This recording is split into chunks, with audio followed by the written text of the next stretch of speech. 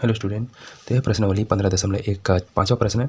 प्रश्न में लिखा है कि एक बेलनाकार टंकी त्रिज्या जो है कि यहाँ पर लिखना भूल गया, ठीक है, कि त्रिज्या 2.8 मीटर और ऊंचाई 3.5 मीटर है। उस टंकी की धारिता ज्ञात कीजिए, ठीक है। यहाँ भी की लिखना भूल गया।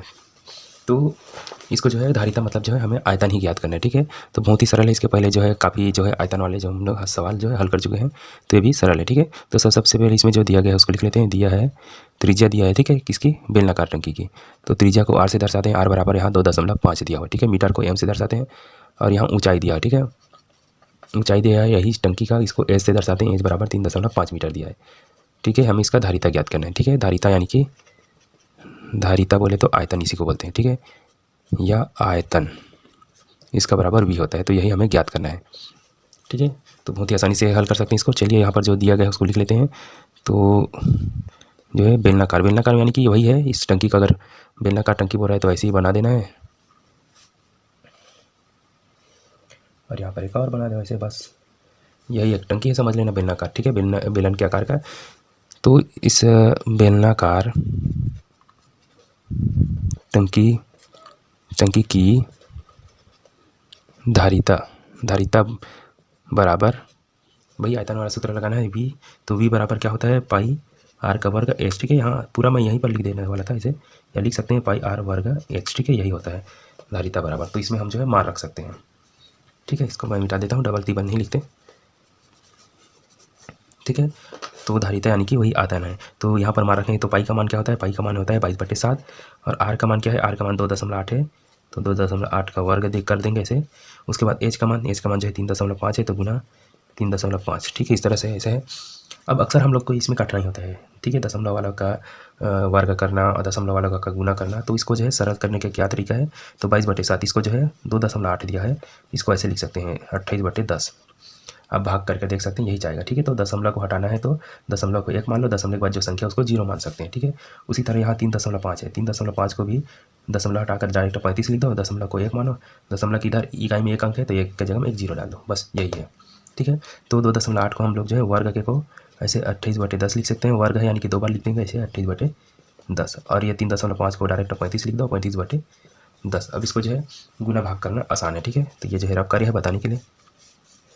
अब देखिए क्या हो गया, इसको जो है आसानी से कटाया जा सकता है। देखिए 7 एकम 7, 7 चौक 28 कट गया। और ये भी कर सकते हैं 5 से 5 7 35, ठीक है। और ये 5 दूनी 10 कट गया, ठीक है। इसको भी काटना चाहे तो काट सकते हैं। 2 से काटेंगे तो 2 पंचे 10, 2 एकम 2, 2 सत्ते 14, ठीक है। तो बहुत सारी चीज़ काटा जा सकता है। यहाँ से 2 से इसको काटेंगे, 2 एकम 2, 2 एकम 2, 2 पंचे 10, ठीक है। अगर आपको समझ में आता है तो थोड़ा थोड़ा से काटा जा सकता है, ठीक है। तो यहाँ पर 11 बचा है ऊपर में, यहाँ पर 4 बचा है, यहाँ पर 14 बचा है और यहाँ पर 7 बचा है, ठीक है। और नीचे में देखते हैं यहाँ पर 5 5 2 बचा है, 5 5 और 2 बचा हुआ है, ठीक है। ऐसे काट देना है। 5 7 35, 5 दूनी 10, ये 2 से 2 पंचे 10, 2 एकम 2, 2 दूनी 4, यहाँ से 2 पंचे 10 और इसको 7 से काट दिए, ठीक है। और इसको ऐसे काटा है, ठीक है। अगर समझ नहीं आता है तो आप लोग जो है एक करके से काट सकते हैं, ठीक है। तो यहाँ पर और काटने के लिए क्या बचा है, देखिए 2 से काट सकता है। ये 5 जो है 1 5 को ऐसे काट देगा, ठीक है।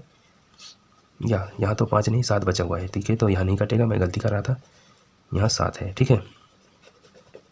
तो ये 5 ही है और ये 7 है।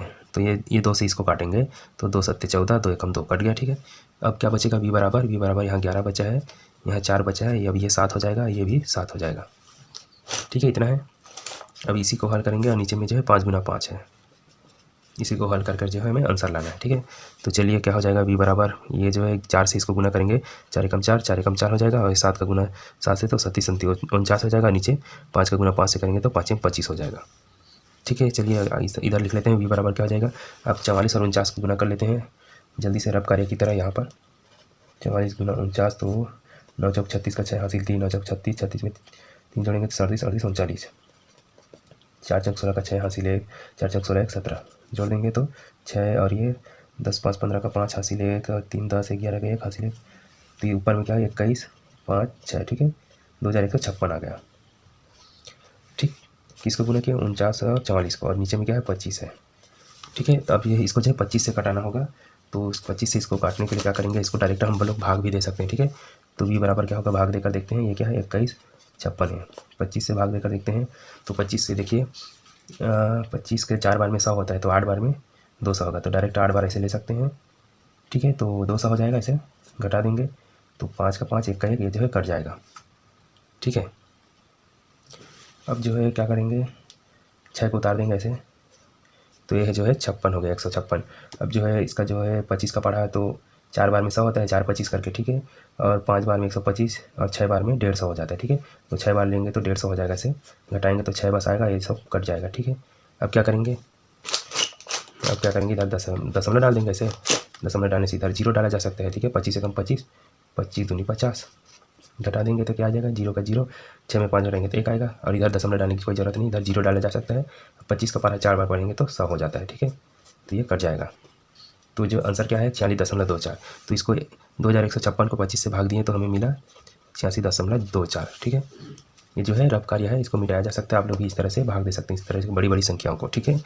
तो ये जो आयतन है, आयतन को क्या लिखा जाता है, घन लिखा जाता है। जैसे क्षेत्रफल को वर्ग में लिखा जाता है, इसको घन में लिखा जा सकता है। तो यहाँ मीटर में दिया था, ठीक है, हर चीज़, तो यहाँ भी मीटर लिख देंगे ऐसे, मीटर, और इसको घन के ऐसे 3 लिख देते हैं, ठीक है।